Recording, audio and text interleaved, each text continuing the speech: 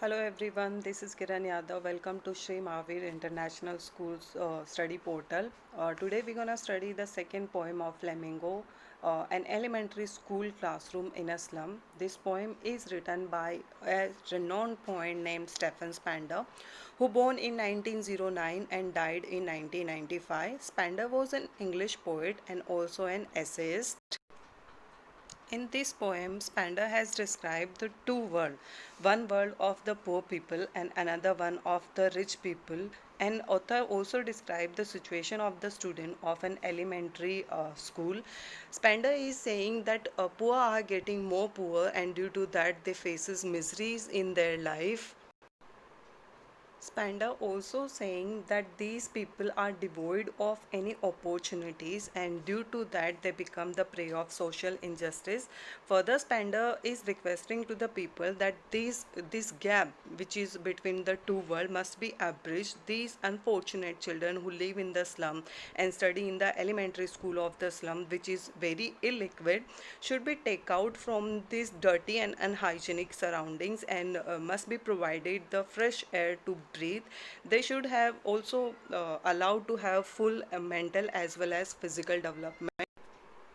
In this poem, the author has described the situation of the student of an elementary school which is located in the slum and also the pathetic condition of that slum elementary school. Poet wants everybody's attention to these children. The poet also wanted the life of these students should be improved. He wants them to get trained in order to become good citizen of our country and not the criminals. Elementary school classroom is a slum summary gives a brief acknowledge that the condition of the school as well as the students which should be improved by the government. So let's read the poem together. Okay, see this one. Far, far from the gusty waves, these children faces like rootless weeds, the hair torn round their pillow, the tall girl with the wetted down head, the paper seeming boy with red eyes, the stunted, unlucky hair of twisted bones, reciting a father's gnarled disease, his lesson from his desk. At the back of the dim class, one unnoted, sweet, young, his eyes live in a dream of squirrel's game in tree other than this. Now see this one. Far, far from the gusty waves. Now, far, far here is the repetition, which means very far from the gusty waves. Gusty waves here is metaphor used by the poet, which means strong blowing waves or sea waves. These children faces like rootless weed. Like rootless weeds is the simile used by the poet over here. Hair torn round their pallor. Pallor means pale. Now see this one. Far, far from the gusty wave, these children faces like rootless weed. The hair torn round their pillow. Torn round is scattered around their faces. So the poet is saying that these children are very far from the gusty wave. Gusty wave, you can say strong blowing waves of the ocean, or we can say the strong and energetic world. So these children are very far from the gusty wave. Here in this stanza, the poet has drawn a very pathetic picture of the slum elementary school and the children who studies there. The poet is saying these children are suffering from the malnutrition and poverty, and they are very far from the world in which we live. So the further, the poet is saying that these children are very far from the real world in which we live. They only live in their world which is provided to them, that is the slum area. And these children are like rootless weeds. Rootless weeds, we can say the unwanted plants which the farmer take out from his farm. So these children are compared with the rootless weeds. Their hair torn round their pillow. Their hair are like scattered around their pale faces. Pale faces here describe, or we can say implies, that these children are suffering from the malnutrition, and due to their faces are pale. So the poet is saying these children are like rootless weeds. The poet compare them with the rootless weeds, And he says that as if their physical and mental growth has been stopped and they have no exposure to the real world. So the further poet is saying the tall girl with her weighted down head, the paper swimming boy with red eyes, the stunted unlucky hair of twisted bone, residing a father's gnarled disease, his lesson from his desk. So poet is saying the tall girl. Further, the poet has given some example of the children who study in that elementary classroom, and he has described their situation, that what these kids are look like exactly. So first example he has given of a tall girl with her weighted down head, and second one is of paper swimming boy. So see, the tall girl with her weighted down head. The poet has given the example of a tall girl, and the poet is saying the girl is very depressed, and due to depression, her head is down. Another one is of paper swimming boy. Poet is saying that there is another boy who is a paper swimming boy. Now see this one. The poet here used paper swimming boy is another metaphor. With red eyes is another one metaphor. Now see this one. The poet has given some example of these children, and he is saying that there is a tall girl who is sitting in that classroom. Her head is weighted down, and there is a paper swimming boy. Paper swimming, that means the boy is very thin. His development had been stopped. With the red eyes, red eyes is like his eyes are bulging out of his face, and those of rats who always in the search of the food, the boy's eyes is also in search of something, or we can say in the search of food. So the poet is saying that the girl who is very depressed due to the burden of her family, because we can take it like this way also, that female child has so many burden from her family. So due to that, her head is weighted down, and there is another boy who is sitting in the corner of the classroom who is very thin like a paper, and his eyes are look like red eyes, which is compared with the red eyes which is always in the search of the food. And the boy's eyes is also looking like that his eyes are bulging out of his face, and who is in search of the food. The further poet is saying the stunted unlucky hair of twisted bone, reciting a father's gnarled disease from his desk. So the poet is saying that now see the stunted, which means is not fully developed, or we can say underdeveloped. The next one is saying unlucky hair. Unlucky, we can say unfortunate, and hair means successor of twisted bones. Twisted bones, we can say bent and disorder bones, reciting a father's gnarl disease. Gnarl matlab we can say twisted and bent. Okay, his lesson from his death. That means the poet is saying that there is a boy who is an unlucky heir of his family because he inherited his father's gnarl disease. When we inherited something from our parents, we get something like property or some money or something like that. But this boy is an unlucky heir of his family. He did not get anything like this. He only got his father's disease, which is passed on from generation to generation to him. So this boy is very unlucky, and he has a disease of twisted bones, so that is why he cannot stand. He is sitting at the desk and reciting his lesson. Actually, we can say he is not reciting his lesson, he is reciting his father's disease, which is passed on to him. And we can also say that this kid he can't stand from his place, so he is pretending there to be sitting and reciting his lesson. Further, the poet is saying at the back of the dim class, one unnoted, sweet and young. Here, dim we can say is poorly lit. Okay, at the back of the dim glass, one unnoted, sweet and young, eyes live in a dream of squirrels game in a tree room other than this. That means the poet is saying that there is a sweet and young boy who sit at the back of that dark classroom or the dim classroom. He is unnoticed. His dream seems to alive in his eyes, and he dream of the outdoor games, of squirrels game. He wanted to get out from this dull and drab classroom, and he dream of the squirrel game playing in the hollow of the tree. Now again see this paragraph, this stanza. In this stanza, the poet is saying that there are children who is sitting in the classroom of the slum school. They are very far from the sea waves or the gusty waves.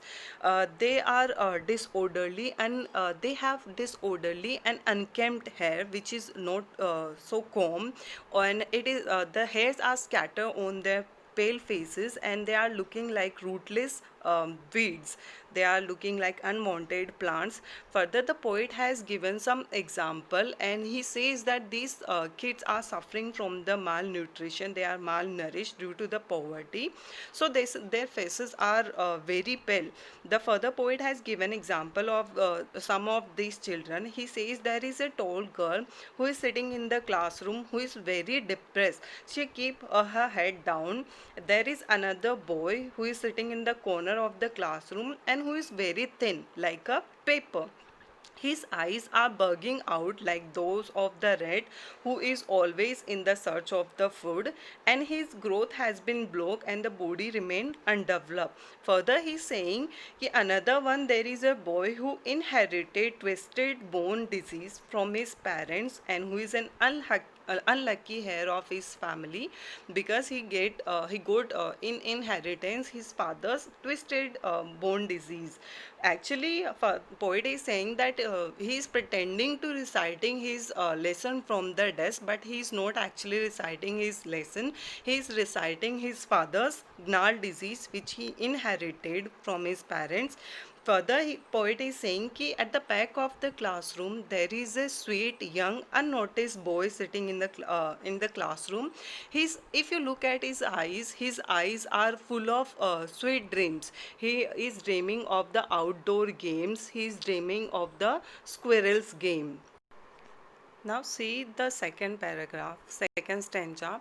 A sour cream ball donation, Shakespeare's head, cloudless at dawn, civilized dome riding all the cities, belaid flower, traveler's valley, open-handed map, avoiding the world, its world, and yet for these children, these windows, not this map, their world, where all their future painted with fog, a narrow street sailed with a lead sky far, far from the rivers, cap star, and the star of worlds. Now, see this one in the second stanza. Spandau is saying on the sour cream wall. Sour, we can say, is unpleasant, or here the poet has used metaphor. He is saying that sour cream which representing their life, which implying that their life is also like those of sour creams which is of their school. Donation, Shakespeare had cloudless at dawn, civilized Rome riding all the cities. So the poet has described the whole of the school, and he is saying that they are cream in the color, like cream of the sour cream. So this means that wall are not very clean, and they have not been painted recently. They are very old, and these walls are covered with the donation, with the pictures of donation. We can say there are Shakespeare's head, cloudless at dawn, civilized Rome riding the old cities. So the poet is saying that these walls are covered with the different charts and the images that must have been donated by the different people. And these there is a picture of we can say there is a picture of Shakespeare's head, which is also implying that is the sun, like a sun. So the Shakespeare's picture is not so useless for them. There is the picture of cloudless at dawn, and we can say it dawn is the time of daybreak. So there are the picture of civilized dome, that is the big buildings which is residing, which is in the older cities. There is the picture of Belade, Flowery and Trailes Valley. Trailes Valley is a very famous Austrian valley where which has very beautiful flowers, and there is also a picture of the map, and we can say there is a map which help in all its own way. But these children, the map of the world is very irrelevant, because the slum where they live is different from the what we which is shown in the map, which is very different from the real world. The map which has been drawn in their classroom and which is hang in the classroom of their wall. Now the poet is saying that their world is the only what they see out of the window of their classroom, that is the slum. Their future is full of darkness. Their future is compared to a narrow street, which means there is no wide scope available for their future growth. These children are very far away from the light of the knowledge and the education, and their future is like painted with the fog, which is very dark and which is blurry.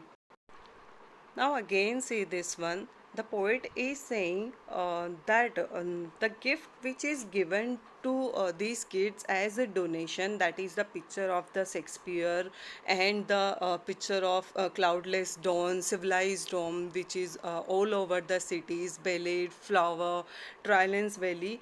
These pictures are hung on the creamy wall of their classroom, but these pictures are meaningless and useless to these children.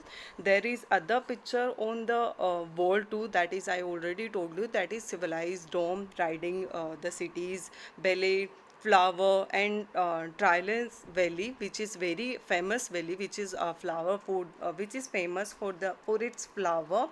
So the poet is saying that music of bells and the fragrance of the flowers are meaningless for these children, because they cannot enjoy these facilities. They only can see in the pictures. So they did not believe in this thing that there is this kind of world also exists. So the map of this world is made and reshaped by those who were in the power, like Hitler. And it is said that this map which is drawn, it is very far from these children's where they live, and the we can say the map which is drawn by the powerful people, it is very far from these children, and we can say the map is imposed on these children. For these, the surrounding of their world, for these children and the for these children, the pictures and the map is very meaningless, because these children live in the slum area.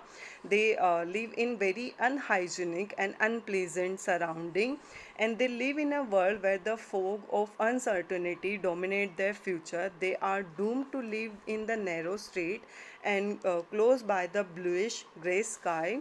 The world which is very far from, we can say, far from the river, cap and other facilities of the real world, which is enjoyed by the rich people. Further poet is saying that these people are very ill-equipped. These children are very ill-equipped. They don't get proper education.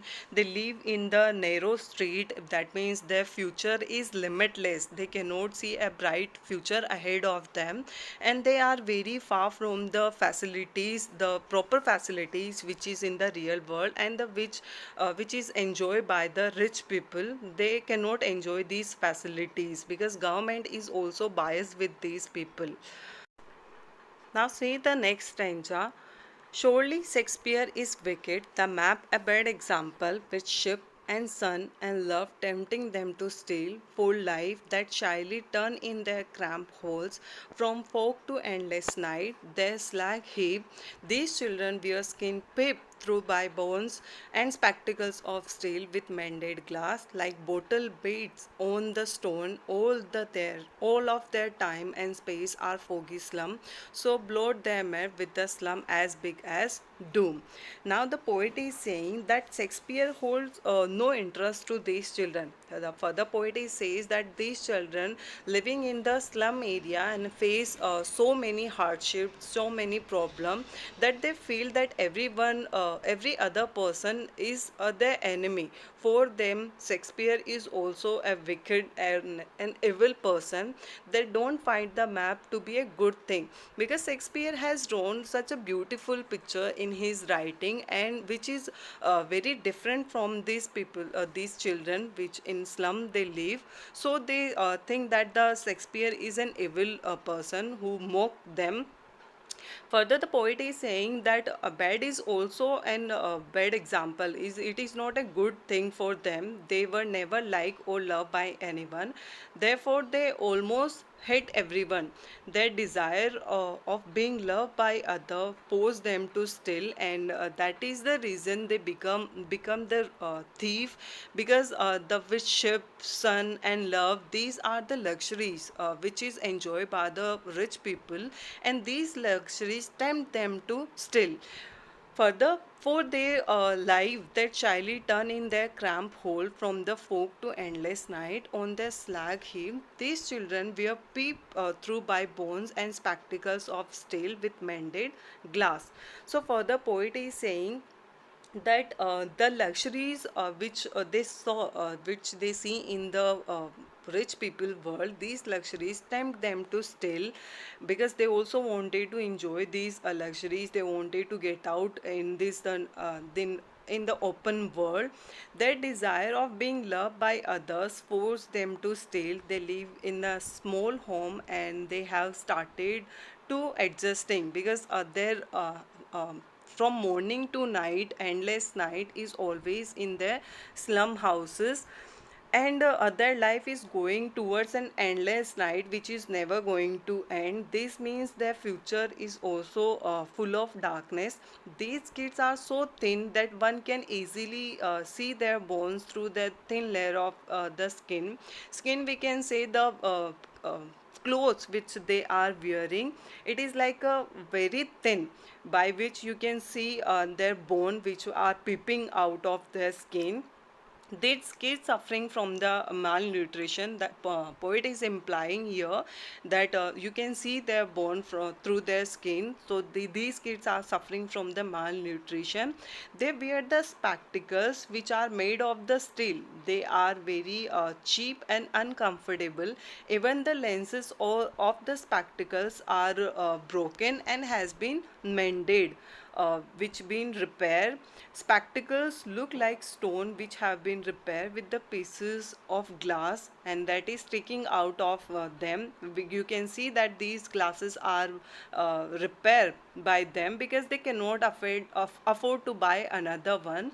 Here the poet is also trying to explain that these kids have to face many hardship in their life, as these slum are getting bigger and bigger day by day, and they will destroy the future of these children, which is very difficult for such kids to scab these slag heaps and the slum area which in which they live.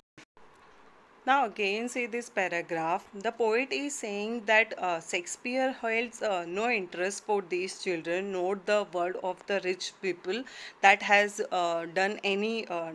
that has not done any good for them, and the world which attract them, that is the beautiful ships, the warmth of the sun, and the love. These beautiful things which tempt these kids to steal, and due to this, they don't get any proper facilities, they don't get proper education. Due to this, they become thief. And because the poet is describing the situation over here, that because lack of the facilities, due to the lack of the facilities, these children's future are very blurry, because they cannot see the bright future, and due to this they become thief. They become thief, and they also steal the things which is very interesting to them. So the further poet is saying that these beautiful children are tempt to these children and tempt them to steal them. They try to run away from their miserable surrounding, and they live in the narrow heap crowded lanes or hole.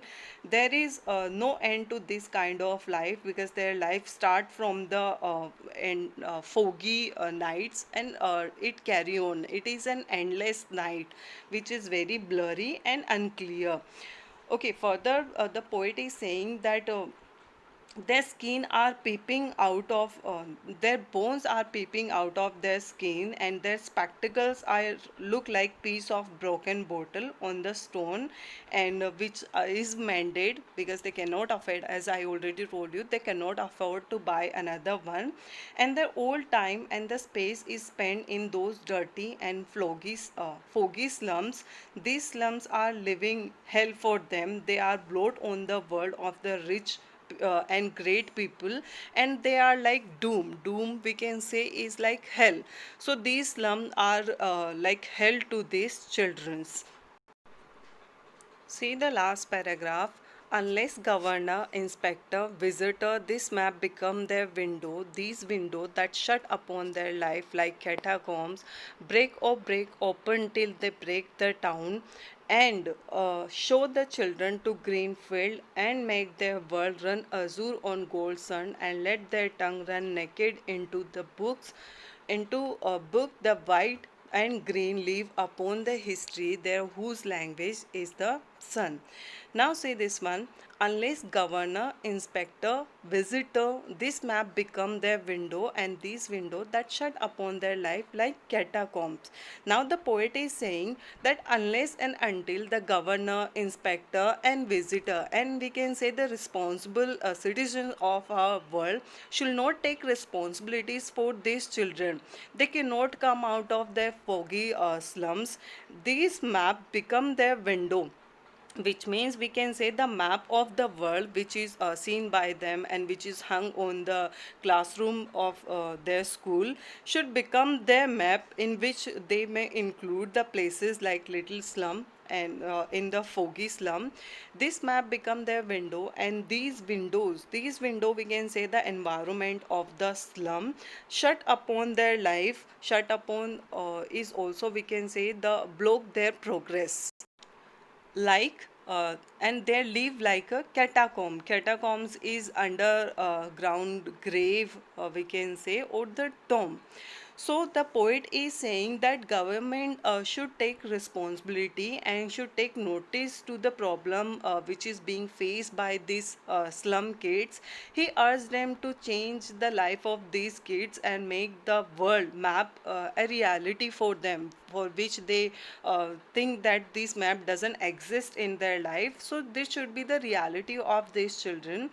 There is no need to break the restriction which are put on them. There is we can say that the restriction which are has been put on them should be break by the government. This is the require. And further poet is saying that they break down, sorry, open till they break the town, and show the children or to green field, and make their world run azure on the gold sand, and their tongue run naked into the books of white and green leaves. Now see this one. Azure means blue sky. Earlier we saw that these children are live in the slum, and they always see the gray sky. So the poet is demanding and requesting to the government that these children should see the blue sky, that is the real sky, which the rich people every day see. And the open the window, they should give the opportunities to these kids. Further the poet is saying that run azure on the gold sand, we can say the gold sand on the coastal area, and at the edge of the ocean, and their tongue run naked into the books of white and green leaves. Now see this one. This the poet is saying white and green leaves. White here representing the books, and green leaves means the environment. So the poet is saying that government should take responsibility for these kids, and they need to break the restriction which are put on them due to the poverty and lack of resources. He want the governor and the police to and the inspector and visitors to help these kids to achieve their dream, as this will take them away from their foggy to the azure sky, from the bluish dark grayish sky to the blue one. The poet here want to say that this is the way the kids can be taken away from their darkness of their present darkness to the bright future. He also wants these kids to experience the sand and the beauty of the nature, as this will lead to a desire of gaining knowledge. This will they will be we can say that they will then go through the white and green leaves, as I already told you, white and green leaves, which means books and the environment. Okay, so further, the poet is ending this stanza by a famous saying, that is, history is theirs whose language is the sun. Poet is saying that result in their progress, they will be able to paint a bright future for themselves from the we can say from the foggy nights, foggy slum. They can come to the bright future. So again say this one, the poet is urging or requesting to the governor and the inspector that they should provide the opportunities to these kids. They should take out the old restriction which has been put on these slum children, because it is like their life are like catacomb. They cannot come out of from their tomb. If the government want and the inspector, the police, if they want, they can take out these children from their catacomb and provide them equal opportunities in the world. And when they are given the opportunity, then we have to see that these children can also create the history, because the knowledge we can say and the knowledge of the education can change their life completely.